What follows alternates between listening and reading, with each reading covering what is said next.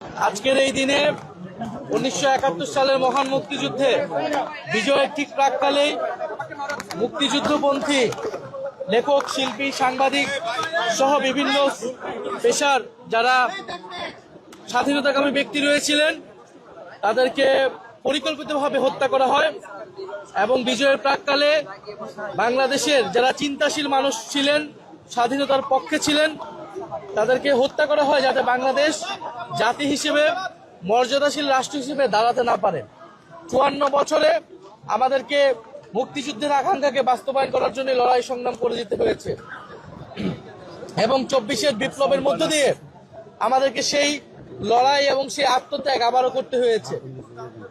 বাংলাদেশের প্রতিটি লড়াই বুদ্ধিজীবীদের একটি শ্রেণী যেমন সবসময় পক্ষে ছিল, আবার অপর শ্রেণীর বিপক্ষে ছিল। আমরা দেখেছি এই আওয়ামী লীগের সময়ও আওয়ামীপন্থী কিছু বুদ্ধিজীবী, সুশীল কিছু বুদ্ধিজীবী তারা বিভিন্ন নামে তারা আওয়ামী লীগের মতাদর্শ উৎপাদন করে গিয়েছে এবং ফ্যাসিবাদের পক্ষে সম্মতি তৈরি করেছে এবং আমরা এই সময়েও সেটা দেখতে পাচ্ছি। 5ই আগস্টের পরেও বুদ্ধিজীবীর নাম করে 5ই আগস্টের বিরুদ্ধে, জুলাইয়ের বিপক্ষে এবং গণহত্যার পক্ষে সম্মতি তৈরি করে যাচ্ছে।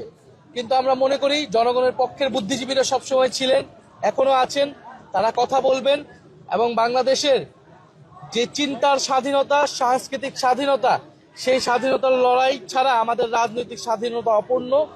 আমরা এই বুদ্ধিজীবী দিবসে আজকে শ্রদ্ধার সাথে স্মরণ করছি যাতে সেই সূর্য সন্তানদের আমরা ধারণ করতে চাই তাদের আকাঙ্ক্ষাকে, এবং আমরা চাই এই সময়ের রাজনীতিবিদ বুদ্ধিজীবীরা সেই আকাঙ্ক্ষাকে ধারণ করে 71, 24 এবং 47-এর আমাদের যে ঐতিহাসিক লড়াইগুলো ছিল সেই লড়াইগুলোকে ধারণ করে আমরা বাংলাদেশ রাষ্ট্রকে একটা আত্মমর্যাদাশীল জাতি হিসেবে আমরা গড়ে তুলতে পারবো।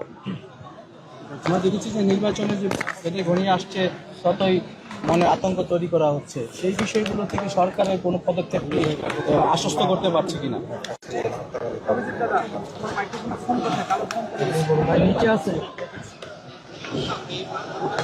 সরকার জায়গা থেকে আমরা বলেছি যে সরকার জননিরাপত্তার বিষয়টায় দুর্বলতা রয়েছে, সরকারের আইন শৃঙ্খলা জায়গায় মানুষের এসে আস্থাটা এখনো আসে নাই এবং আমরা এখন যে দেখতে পাচ্ছি যে নির্বাচনকে বানচাল করার জন্য এবং গণ অভ্যুত্থানকে নস্যাৎ করার জন্য গণ অভ্যুত্থানের যারা প্রতিচ্ছবি ছিল, যারা নায়ক ছিল, নেতা ছিল, যারা অংশগ্রহণকারী ছিল, তাদেরকে টার্গেট করে হত্যা করা হচ্ছে এবং এটি ওসমান হাদির উপর হামলার ঘটনায় পুরো জাতি দেখেছে।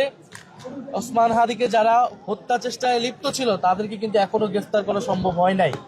আমরা বলতে চাই অতি দ্রুত সময় তাদেরকে গ্রেফতার করে বিচারের আওতায় আনতে হবে এবং এই পুরো পরিকল্পনার সাথে, এই আয়োজনের সাথে যারা জড়িত, প্রশাসন থেকে শুরু করে যারা সরকারের ভিতরে বাহিরে যারা নীল নকশা করছে তাদেরকে চিহ্নিত করে গ্রেফতারের আওতায় আনতে হবে এবং আমাদের ফ্যাসিবাদ বিরোধী জাতীয় ঐক্য বজায় রাখতে হবে। আমরা দেখছি এই ঘটনাকে কেন্দ্র করে রাজনৈতিক দলগুলো একে অপরকে দোষারোপ করছে। আমরা মনে করি এই সময় আমাদেরকে এই জায়গা থেকে সরে এসে একটা ন্যূনতম একটা জাতীয় ঐক্য আমাদের মধ্যে রাখতে হবে। আমাদের মধ্যে বিভক্তি থাকলে ফ্যাসিস্ট শক্তি সেটা থেকে সবচেয়ে বেশি সুবিধাপ্রাপ্ত হবে।